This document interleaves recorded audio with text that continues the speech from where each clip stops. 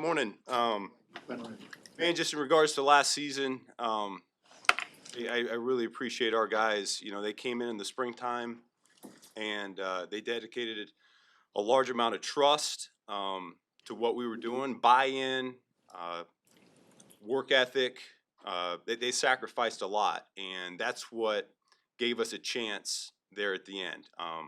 You know, we won games. We put ourselves in a good position, but ultimately we came up short. And so our guys are going to learn from this. The guys that we're able to bring back. You know, and I can't say enough good things about this particular group of coaches, of players, of support staff. I thought they were special, and I said that at the end of the year. They believe that, and I'll forever be grateful for what they were able to do this season. But we're one of the 31 other teams that fell short. If anything, that just rejuvenates me and makes me want to push harder and longer than what we did this past season. So I'm already looking ahead to 2026 myself. With that being said, I'm really excited about seeing this city, this fan base come to life. These last two games, I'll never forget. Just the energy, the vibe. You could feel that, and it is a serious home field advantage that we're creating here in Chicago. That's something that we got to continue to build upon as we go forward. Talked to our guys a little bit on Monday, just in terms of where we are and how we're moving ahead.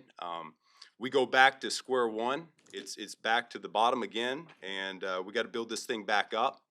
You know, Ryan and I have some really difficult decisions to make over the course of this offseason, but we're committed to bringing in competitive players, football players that are going to make us better time and time again. So, you know, the thing is, you can look at 2025 and you can say, hey, it's a great start. Well, the truth is, it was really hard to accomplish what we accomplished, and it wasn't good enough. And it's going to be that much harder to put ourselves in that position again next season. And so, a lot of work coming up. I know our players, when they come back, you know, they'll be ready to go.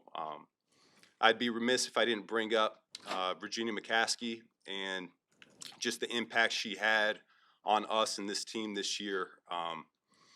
You know, I got hired and was shortly thereafter that she passed away, and yet this year was really dedicated to her. You know, we wore the patch as a team in honor of her and the impact she's had on this organization and this city. So I'd be remiss if I didn't bring her up and talk about how important she was for us this year. With that being said, I'll go ahead and open it up. And circling back to Sunday really quick, the last offensive snap, you guys ran the interception. What was your review of that play through Caleb's lens, through DJ's lens? Yeah, I have not studied the tape a whole lot. My last 2 days have been focused solely on our players. We've had about 20 hours of exit interviews. It's all about our players. I'll go back, I'll review that tape. Here's what I'll say just off the cuff about that particular play. If there was any sort of miscommunication, that's my problem. That's no one else's but mine. So I got to do a better job coaching that up. Philosophically, what do you guys like about getting the ball second? Yeah, but the overtime rules change in the postseason, and we felt like kicking it off was the way to go, so that we would know exactly what we need to do. So I'm not going to get into it a whole lot beyond that. You said there's a lot of work to do. It's going to be more difficult. Besides Caleb, what gives you confidence that you guys are going to be able to build off this and that Yeah, there is no building off of this. We go back to square one. We're back at the bottom again, and that's really all 32 teams. If you feel otherwise, you're probably missing the big picture. You know, we're back at. We got to start from scratch. We got to start from the fundamentals. You know, a lot of guys talked about how difficult this training camp was. I didn't feel like it was anything out of my ordinary. They know what the expectation is. They know what the process is that we believe in as a coaching staff. And so I think more than anything else, they're going to know what they're getting themselves into. And yet we got to dig a little bit deeper. We got to work a little bit harder. We got to give a little bit more if we want to take this thing over the top. I mean, it's no different. You're trying to lose weight. You're trying to lose 50 pounds. The first 30 is the easiest 30. You know, the last 20, that's the hard part. And so We did a nice job this year, but it's not enough. We got to do more. What's the focus on with Caleb going into the offseason? We'll circle back on that. We had a good exit interview. My main message to him was he needs to get out of football for a little bit. He's done a phenomenal job in terms of staying focused all year long. He put a lot of time, a lot of effort.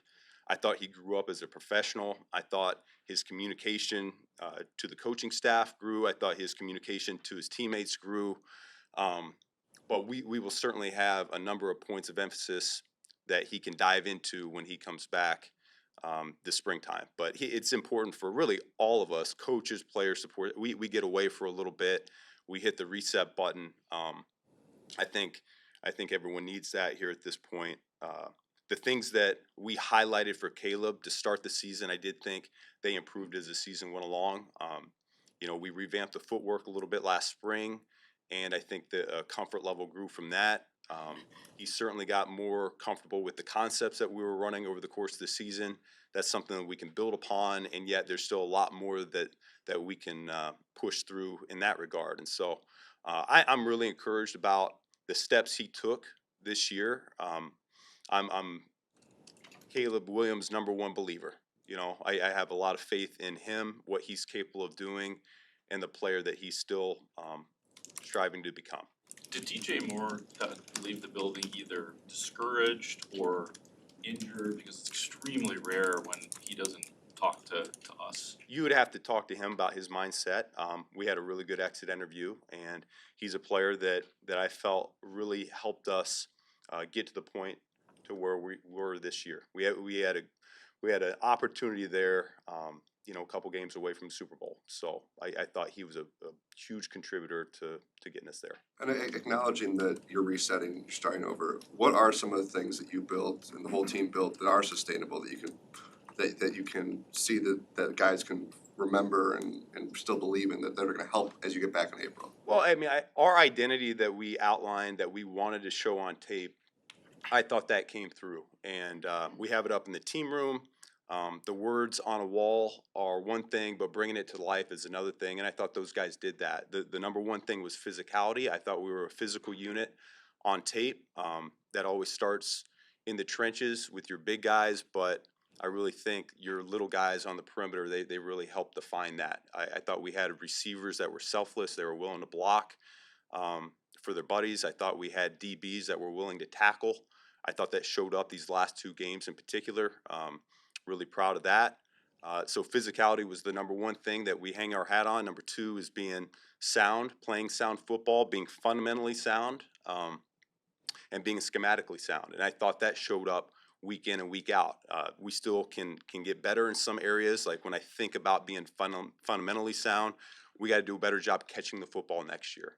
And I can tell you right now that'll be a point of emphasis for us when they come back in the springtime. But the last one was being a poised unit, and this is the one I'm most proud about. Just that ended up being our identity there for most of the season, and showed up in the playoffs as well. Just we handled pressure better than most, and I think that's a credit to Ryan and the type of guys that he brought in.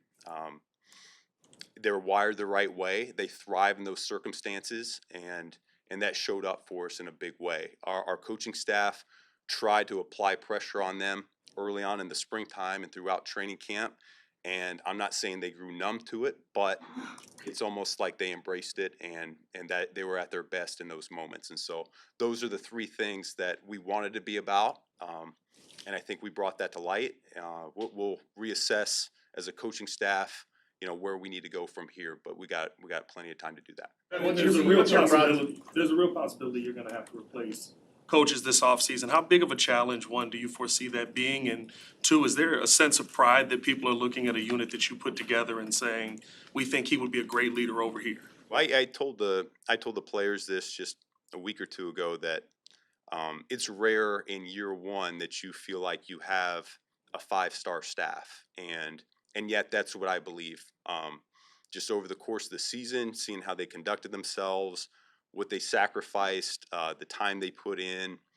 We got a great collection of coaches. It's the right mix of experience, energy, ideas.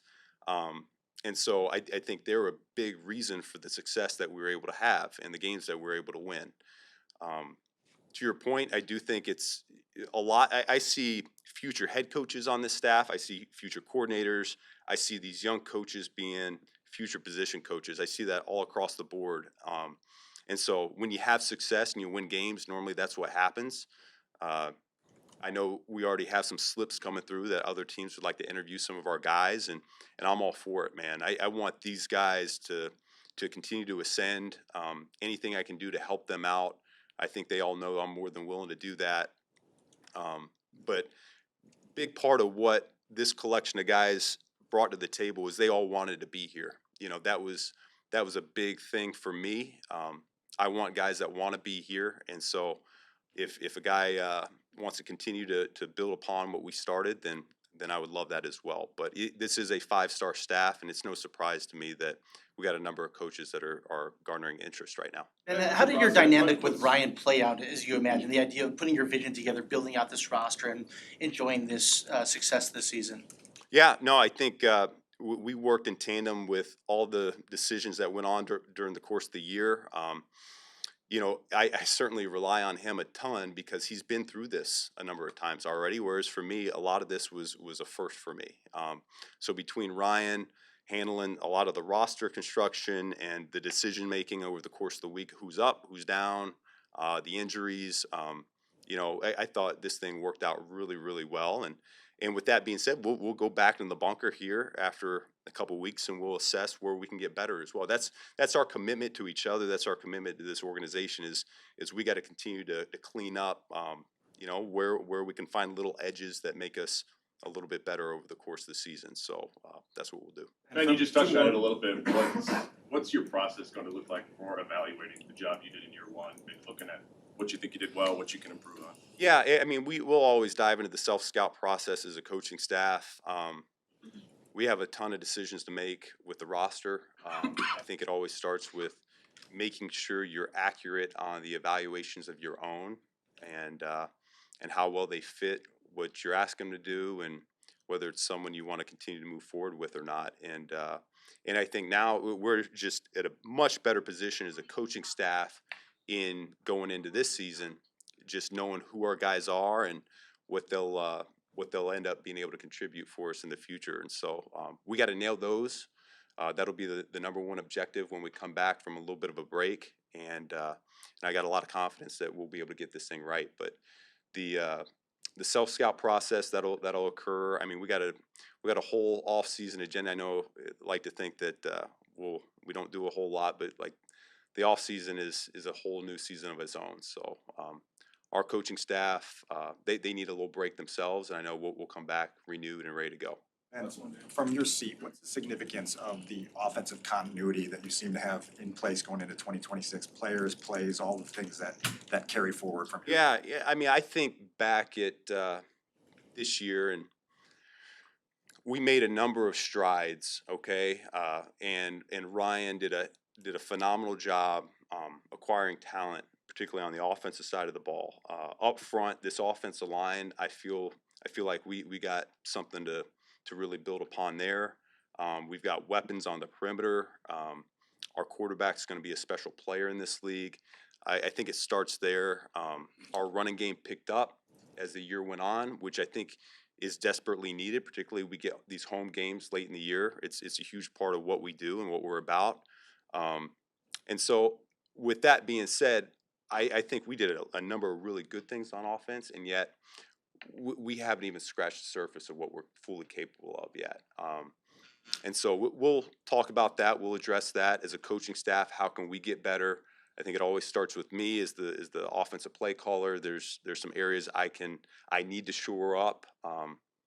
The weekly process that we had, it always starts there. But I think our guys are going to be a lot further along when they come back in the springtime. And like you mentioned, we got a core group of guys on that side of the ball that should be able to have some familiarity. So thank you guys for everything this year. Thank you, Coach.